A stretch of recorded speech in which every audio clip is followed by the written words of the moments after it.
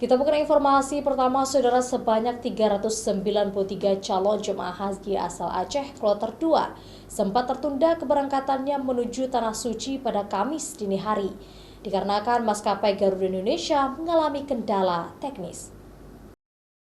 Jemaah yang seharusnya diberangkatkan pukul 1.50 Kamis dini hari terpaksa harus diundur pada pukul 13 waktu Indonesia Barat, sehingga jemaah kembali lagi ke asrama haji untuk beristirahat. Penundaan dilakukan karena adanya maintenance pada pesawat Garuda yang membawa jemaah haji.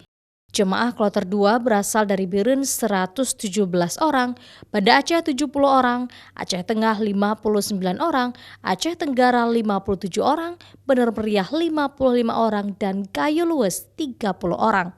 Jemaah haji kloter 2 yang terdiri dari 393 orang ditunda keberangkatannya dikarenakan terjadi maintenance pada pesawat Garuda, dan ini berdasarkan hasil rapat bersama stakeholder.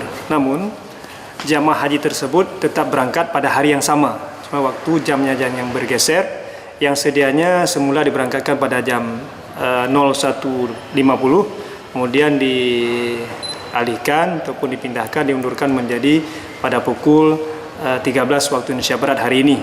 Jemaah kloter 2 berangkat ke Bandara Sultan Iskandar Muda Bintang Aceh Besar dari Asrama Haji Embarkasi Aceh pada pukul 11 waktu Indonesia Barat.